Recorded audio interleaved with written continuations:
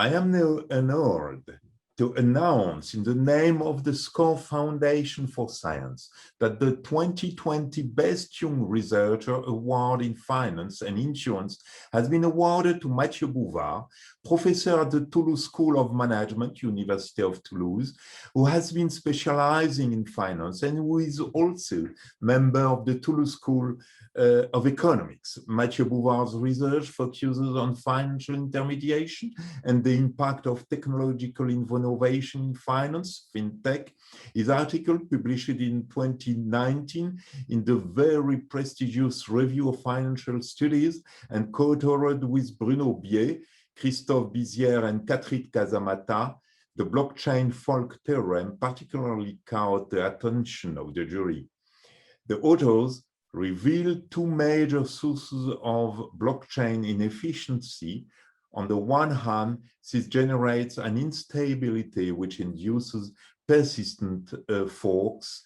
On the other hand, it encourages miners to socially inefficient overinvestment in computing power. Thank you very much. SCORE Foundation for Science is proud to encourage young, innovative, and original researchers working on key areas such as Matthieu Bouvard at the frontiers of our knowledge of new technology and agents' financial decision. All right, I hope you can see my slides. So first of all, I really want to thank the Institute and the SCORE Foundation for this prize. I'm deeply honored to be its recipient, and I'm particularly sensitive to the fact that those are institutions which are trying to bring together the academic research and innovation in finance and in the financial and the finance and insurance industry, which I think is really the right way to push all of us forward. So, so thanks again, and let me just say a few words about the research that Philippe kind of kindly mentioned in his introduction about blockchain. So this is joint work with my wonderful co-authors, Bruno Biet, Christophe Bizière, and Catherine Casamata, whom you've seen this morning. So many of you probably know about blockchain by now, but in case you don't, it's at the core, the blockchain is nothing but a way to record information. It's a recording mechanism, right? So you can think about it as being a ledger that's going to collect information. So for instance, that information could be in particular transactions, if you think about Ethereum or Bitcoin. Now, I've put in bold this permissionless word here just to see that so a blockchain like Bitcoin is really, it's an open and decentralized structure. So what that means is that anyone can access this blockchain, and that's not only for transacting, but also potentially for modifying this ledger and updating it, adding new transactions to it.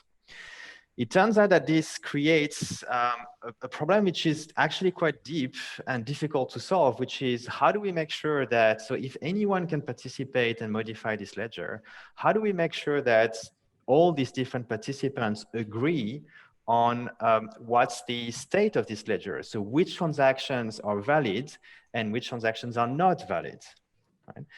And so to achieve this, to make sure that agents agree, you need a consensus mechanism. And the one which powers Bitcoin, Ethereum is called proof of work. And that's what we focused on in this line of research. The part that kind of caught our attention, the reason we started to work on proof of work is because it's really a combination of cryptographic tools, things like hash functions, like digital signatures, and really incentive mechanisms, because ultimately, finding a consensus is an incentive problem. And so we thought that, so economists have tools they have developed, over the years to think about incentives and how the incentives of agents ultimately map into actions. So what we did in this research is really use game theory to try to understand whether this proof of work mechanism would ultimately lead to this needed consensus. Just to give you a kind of a broad intuition for the insights in this research, the first one is that really the structure of this proof of work consensus mechanism is that of a coordination game. And I think intuitively you can see how finding a consensus is nothing but, you know, coordinating on what we think is the right history. And so one thing we know from coordination games in economics is that they typically generate multiple equilibria. And among those equilibria, there's going to be a good one, right? So this one is going to be one, for blockchains, it's going to be one in which you will have this full consensus. So all these different agents, they're actually going to find a way to always agree on which transactions are valid and which transactions are not valid. So that's the good news. The perhaps slightly worse news is that there's also the other equilibria, and some of them show this temporary or even in some cases permanent dissensus. So you can have cases in which agents will not agree on, you know, which transactions are valid or not. And so what that's going to create is literally two different histories, two different worlds, if you want. And it's different in these different worlds. The history of transactions, who owns what, all of this is going to be different.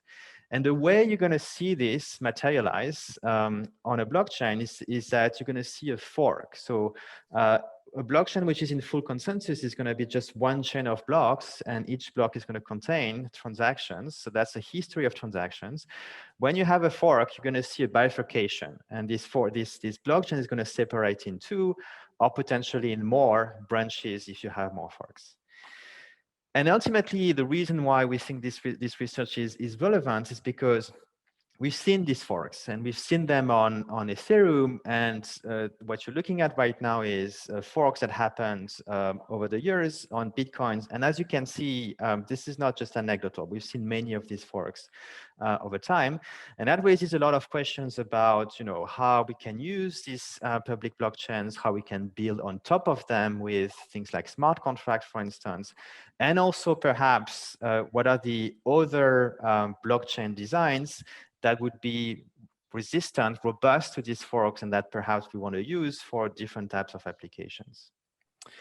So that was a quick snapshot of this research. Matthieu, please conclude. Once again, I just want to thank you for both your attention and for this prize.